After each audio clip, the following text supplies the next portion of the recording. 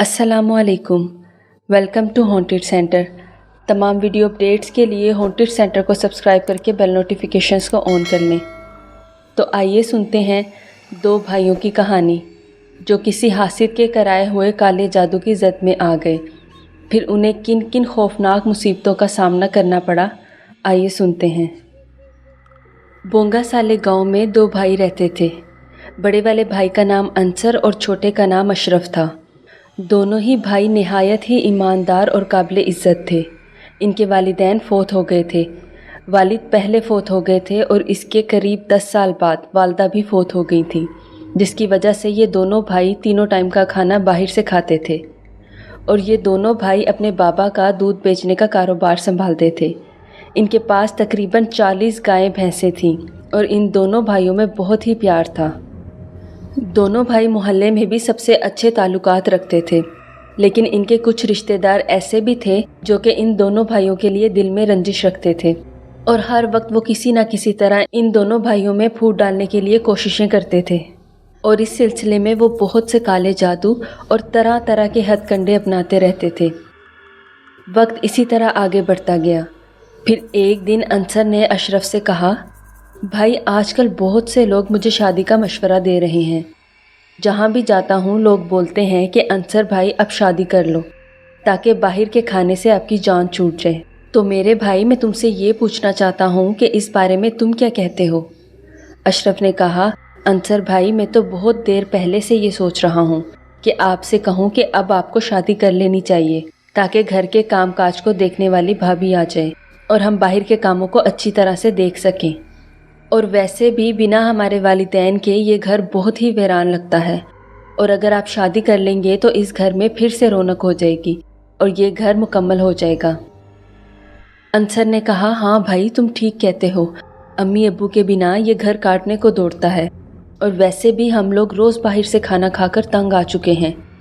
اشرف نے کہا، تو بھائی چلو پھر اب دیر کس بات کی ہے، ہم آج ہی پھپھو کے پاس چلتے ہیں تاکہ وہ آپ کے لیے کوئی اچھی سی لڑکی ڈھونڈ کر اس سے آپ کی شادی کرا دیں، اور آپ میری بھابھی کو گھر لے آئیں، اور پھر میں اپنے بھتیجے اور بھتیجیوں کے ساتھ اس گھر کے آنگن میں کھیلوں گا۔ انصر نے مسکراتے ہوئے کہا، ارے میرے پیارے بھائی، ابھی تو ہمیں پھپھو کے پاس جانا ہے، انہیں پہلے کوئی رشتہ تو ڈھونڈنے دو، پھر باقی خواب بعد میں دیکھ لینا۔ چلو ہمیں شام سے پہلے واپس آنا ہے۔ اس کے بعد انصر اور اشرف پھپھو کے گھر چلے گئے، اور جب وہ پھپھو کے گھر تھے تو اس دوران ان کے وہ رشتہ دار جو ان کا برا سوچتے تھے وہ ان کے گھر میں چوری سے داخل ہو گئے۔ ان کے ساتھ ایک کالے علم والا بندہ بھی تھا جو کہ کچھ پڑھتا ہوا ان کے گھر میں داخل ہوا تھا، اور کچھ دیر ان کے گھر میں گزارنے کے بعد وہ سب گھر سے چلے گئے، اور جب شام کو انصر اور اشرف پھپھو کے گھر سے واپس آئے تو ان کے کمرے کی چیزیں ادھر ادھر بکھری پڑی تھیں۔ تبھی انصر نے کہا، اشرف مجھے لگتا ہے کہ جیسے ہمارے یہاں جانے کے بعد گھر میں کوئی آیا تھا۔ اشرف نے حیرت سے انصر کی طرف دیکھتے ہوئے کہا، کیا بھائی یہ آپ کیا کہہ رہے ہیں؟ بھلا یہاں کس نے آنا ہے؟ ہم تو تالا لگا کر گئے تھے۔ انصر نے کہا، ذرا غور سے دیکھو، ہماری چیزیں ادھر ادھر بکھری پڑی ہیں، جبکہ ہم تو سب کچھ ٹھیک کر کے گئے تھے، اور یہ دیکھو میرے بستر سے چادر بھی غائب ہے جو کہ میں نے آج صبح ہی بچھائی تھی۔ اشرف غور سے کمرے کا جائزہ لیتے ہوئے باہر چلا گیا اور پھر واپس کمرے میں آیا اور انصر سے کہا، جی بھائی آپ ٹھیک کہہ رہے ہو، کیونکہ میری قمیض بھی باہر نہیں ہے جو میں نے پھپھو کے گھر سے کچھ منٹ پہلے ہی دھو کر آپ کے سامنے رسی پر سکھانے کے لیے ڈالی تھی۔ انصر نے حیرت سے کہا، پر میرے بھائی وہ تھا کون؟ اشرف نے سر جھکاتے ہوئے کہا، بھائی جو بھی تھا، مگر مجھے یہ سمجھ نہیں آ رہا کہ گھر میں باقی سامان بھی تھا، پر اس نے باقی سامان چھوڑ کر یہ معمولی سی چیزیں کیوں اٹھائیں؟ اس کے بعد انصر نے الماری کھول کر دیکھی، لیکن اس میں سے سوائے انصر کے ایک سوٹ کے علاوہ کچھ بھی غائب نہیں تھا، جبکہ اس الماری میں کچھ پیسے بھی پڑے ہوئے تھے۔ یہ سب دیکھ کر دونوں بھائی بہت حیرت میں پڑ گئے۔ اشرف کہنے لگا، بھائی یہ کیا چکر ہے؟ مجھے تو کچھ سمجھ نہیں آ رہا۔ انصر نے کہا، چلو چھوڑو، مجھے لگتا ہے کوئی پاگل سا شخص اس گھر میں آ گیا ہوگا اور یہ سب تماشا کر کے چلا گیا، ورنہ عقل مند انسان ایسا نہیں کرتے۔ اشرف نے کہا، ٹھیک کہتے ہو بھائی، مجھے بھی یہ کسی پاگل کا کام لگ رہا ہے۔ چلو جو بھی ہے کوئی بات نہیں، شکر ہے ہمارا کوئی بڑا نقصان نہیں ہوا۔ انصر نے کہا، ہاں یہ تو ہے، چلو اب سونے کی تیاری کرتے ہیں، ورنہ صبح جلدی آنکھ نہیں کھلتی۔ یہ کہہ کر دونوں بھائی نے اپنی اپنی چارپائیاں صحن میں لا کر بچھائی اور بستر لگا کر سونے کی کوشش کرنے لگے اور کچھ دیر تک شادی کی باتیں کرتے رہے، پھر سو گئے۔ اور کچھ ہی دیر میں اچانک سے انصر کی آنکھ کھلی اور وہ باتھ روم کے لیے گیا اور واپس آ کر اپنی چارپائی پر لیٹ گیا۔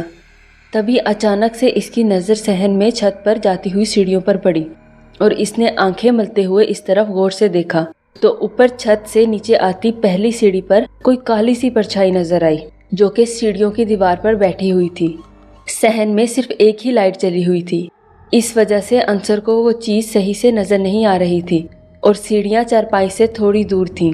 انصر کچھ دیر تک اس پرچھائی کو دیکھتا رہا، پھر اس نے اشرف کی چارپائی کی طرف دیکھا تو اشرف خراٹے مارتا ہوا سو رہا تھا۔ اس کے بعد انصر نے دوبارہ سیڑھیوں کی طرف دیکھا تو وہ پرچھائی آہستہ آہستہ سے سیڑھیوں کی دیوار سے ایسے نیچے کی طرف آئی جیسے اکثر بچے سلائیڈ کر کے نیچے آتے ہیں۔ انصر یہ دیکھ کر اچانک سے ڈر گیا اور اس کے رونگٹے کھڑے ہو گئے۔ اس کے ساتھ انصر کو بہت سا پسینہ بھی آنے لگا اور انصر آہستہ سے لیٹ گیا اور ایک چادر میں اپنا منہ چھپائے اسے دیکھتا رہا اور وہ چیز صحن میں اتر کر انصر کی چارپائی کی طرف آہستہ آہستہ سے بڑھنے لگی اور جوں جوں وہ قریب آ رہی تھی اس کے ساتھ اور بھی بڑی ہو رہی تھی۔ انصر نے چادر میں منہ چھپاتے ہوئے آیت الکرسی پڑھنا شروع کر دی اور وہ پرچھائی کچھ دور کے فاصلے پر رک گئی اور ایک ہی جگہ پہ کھڑی انصر کی طرف اپنی لال لال چمکتی ہوئی آنکھوں سے دیکھنے لگی۔ انصر نے ہلکی سی چادر ہٹا کر اس کی طرف دیکھا اور واپس چادر میں منہ چھپا لیا۔ ایسا کچھ دیر تک چلا اور جیسے ہی فجر کی اذان کا وقت ہوا تو وہ چیز گھر کی باہری دیوار سے پھلانگ کر گھر سے باہر چلی گئی۔ اتنے میں اذان کی آواز آئی اور انصر نے جلدی سے اٹھ کر اشرف کو اٹھایا۔ اشرف اور انصر نے وضو کیا اور مسجد کی طرف چلے گئے اور فجر کی نماز پڑھ کر وہاں سے سیدھا گائے بھینسوں کے باڑے میں چلے گئے اور اپنے کاموں میں مصروف ہو گئے۔ انہوں نے دودھ وغیرہ بیچنے کے بعد جانوروں کو چارہ ڈالا اور کچھ دیر کے بعد ناشتہ کرنے چلے گئے اور ناشتے کے دوران انصر نے اشرف کو رات والے واقعے کے بارے میں بتایا تو اشرف حیران رہ گیا اور کہا، انصر بھائی آپ نے مجھے کیوں نہیں جگایا رات؟ اتنا کچھ آپ کے ساتھ ہوتا رہا اور آپ مجھے اب بتا رہے ہیں؟ انصر نے کہا، میرے بھائی میں تمہیں جگانے ہی والا تھا لیکن اس چیز نے ایک عجیب سی آواز نکالی اور میں ڈر گیا، اسی وجہ سے میں چادر میں چھپے رہ کر اس کو دیکھتا رہا، لیکن وہ بہت ہی زیادہ خوفناک تھی اور اس کے بعد میری آواز بھی نہیں نکل رہی تھی۔ مجھے پتا ہے کہ گزشتہ رات میں نے کس طرح کاٹی تھی۔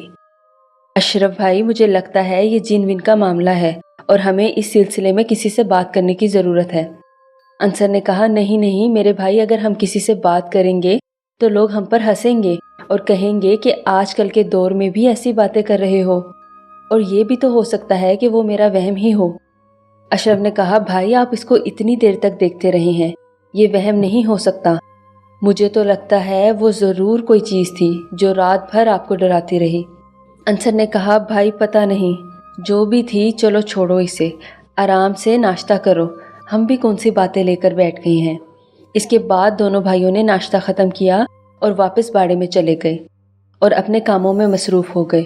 اور دوپہر کو انصر نے کہا، اشرف میں ذرا ماموں کی طرف جا رہا ہوں، تم باڑا بند کر کے یہ بالٹی والا دودھ رشید صاحب کے گھر پکڑاتے ہوئے گھر چلے جانا۔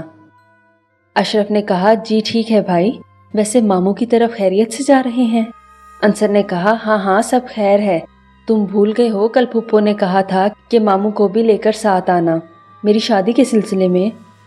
اشرف بولا، جی جی بھائی مجھے یاد آیا، انہوں نے ماموں کو بھی ساتھ لے کر جانے کا کہا تھا۔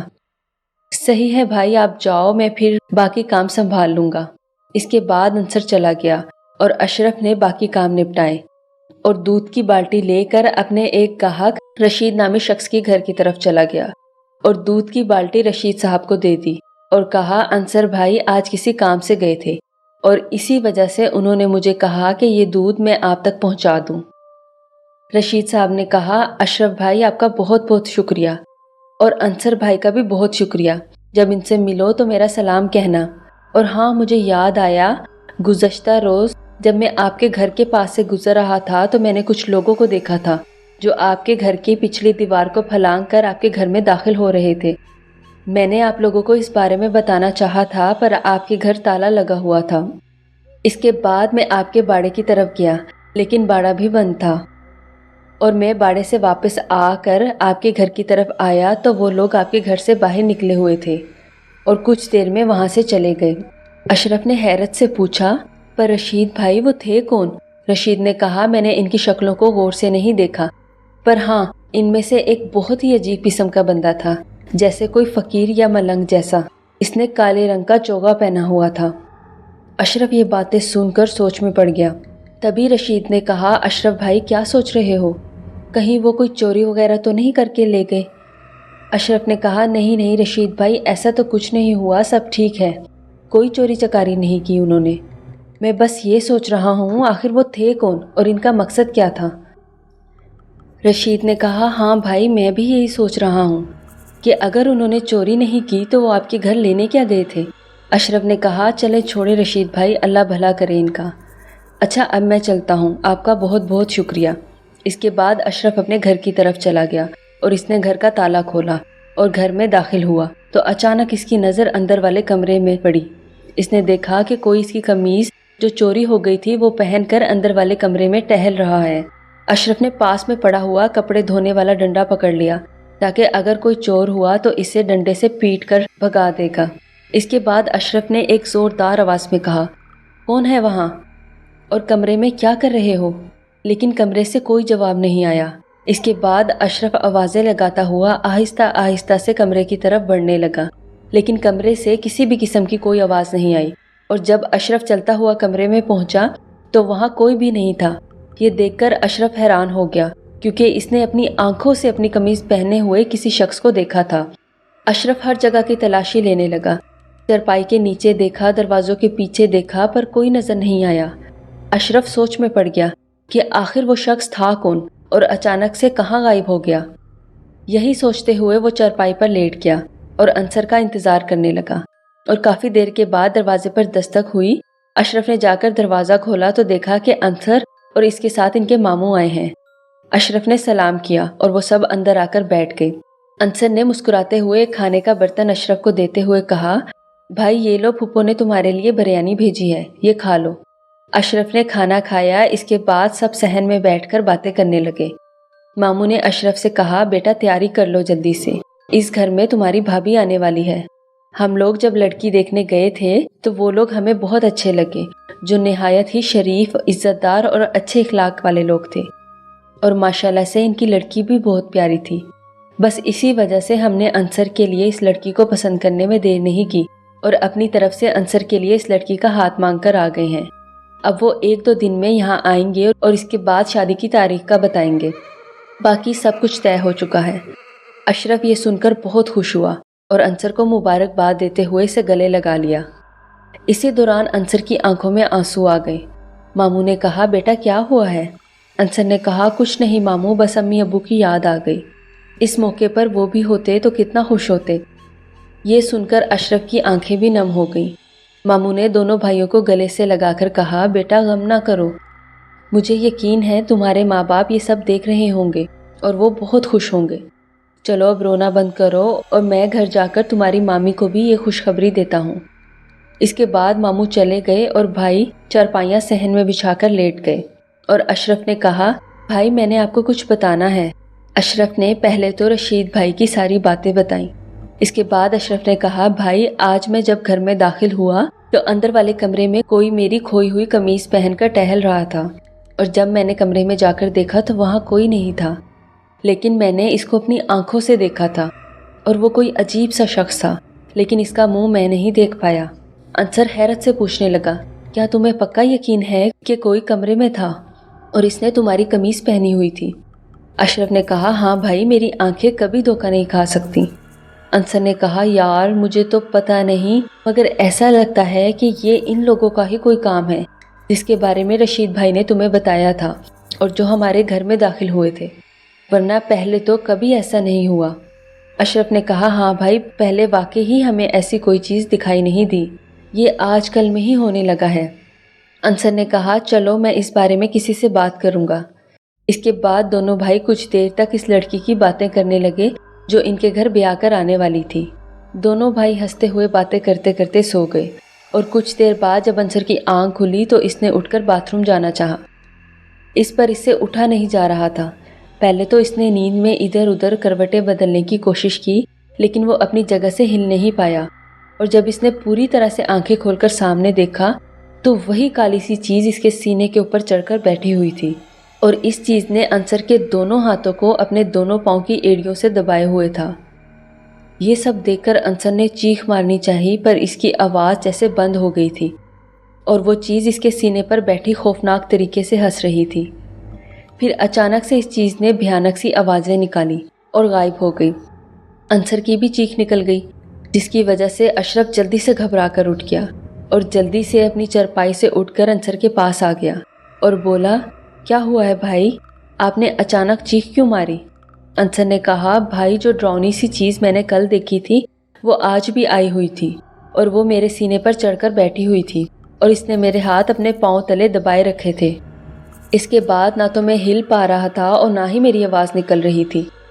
اچانک سے اشرف کی نظر انصر کی چارپائی پر پڑی تو اس نے دیکھا کہ کوئی کالی سی پرچھائی انصر کی چارپائی پر بیٹھی ہوئی تھی، اور وہ اپنے سر کو عجیب طرح سے گھما رہی تھی، اور تبھی اس چیز نے اپنا سر ہلانا بند کر دیا اور چارپائی سے اٹھ کر کھڑی ہو گئی، اور اس کا قد اچانک سے بہت بڑا ہو گیا تھا، اور وہ سیدھے اشرف کی طرف اپنی لال رنگ کی روشن آنکھوں سے گھورنے لگی۔ ایسا لگ رہا تھا کہ اس کی آنکھوں میں سرخ رنگ کی آگ جل رہی ہو۔ اشرف ڈر کر پیچھے ہٹنے لگا، اور وہ کالی سی پرچھائی اشرف کی طرف بنا پاؤں چلائے بڑھنے لگی۔ اس کو اپنی طرف آتا دیکھ کر اشرف پوری طرح سے خوف زدہ ہو گیا۔ اس کے ہوش و حواس کھونے لگے اور پورے جسم کے رونگٹے کھڑے ہو گئے۔ اشرف نے ڈرتے ہوئے آیت الکرسی پڑھنا شروع کر دی، اور آہستہ آہستہ سے اس کی طرف منہ کر کے پیچھے کمرے کی طرف بڑھنے لگا، لیکن وہ چیز اچانک سے کہیں غائب ہو گئی۔ اشرف نے اپنا چہرہ اسی طرف رکھا ہوا تھا جہاں وہ چیز نظر آ رہی تھی۔ پھر اچانک سے اشرف کو ایسا لگا کہ جیسے اس کے پیچھے کوئی کھڑا ہے۔ جب اس نے پیچھے مڑ کر دیکھا تو وہی چیز اس کے پیچھے کھڑی تھی اور اس کی طرف آنکھیں پھاڑ پھاڑ کر گھور رہی تھی۔ اشرف پوری طرح سے ڈر گیا اور اس کے رونگٹے کھڑے ہو گئے اور اسے ٹھنڈ لگنے لگی۔ اشرف اس کو دیکھ کر ایک ہی جگہ ساکت ہو گیا اور آنکھیں بند کر کر آیت الکرسی پڑھنے لگا۔ تبھی وہ چیز بہت ہی خوفناک طریقے سے ہنسنے لگی۔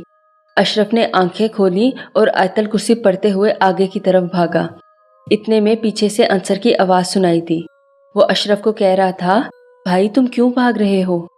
اشرف نے فوراً پیچھے مڑ کر دیکھا تو انصر تولیہ ہاتھ میں پکڑے اس کی طرف دیکھ رہا تھا۔ اشرف نے ایک گہری سانس لی اور بولا، بھائی شکر ہے تم ہو، ورنہ میں تو آج ڈر کے مارے مر ہی جاتا۔ انصر نے اس کی بات کا کوئی جواب نہیں دیا، بس خاموشی سے اس کی طرف دیکھتا رہا۔ اشرف نے اس کے پاس جا کر کہا، بھائی میں نے اس چیز کو ابھی دیکھا تھا، وہ جہاں آپ کھڑے ہوئے ہیں یہیں پر کھڑی تھی۔ لیکن انصر نے پھر سے اس کی بات کا کوئی جواب نہیں دیا اور اشرف کی طرف آنکھیں پھاڑے گھورنے لگا۔ اشرف نے حیرت بھری نظروں سے انصر کی طرف دیکھتے ہوئے کہا، بھائی کیا ہوا ہے؟ تم چپ کیوں ہو اور مجھے ایسے کیوں گھور رہے ہو؟ اور جیسے ہی اشرف نے ذرا آگے بڑھ کر انصر کو ہاتھ لگانے کی کوشش کی تو انصر نے اس کو ایک زوردار دھکا دیا اور اشرف انصر سے کافی دور جا کر گرا، اور انصر زور زور سے ہنسنے لگا اور اس کی آنکھیں بلی کی طرح چمکنے لگیں۔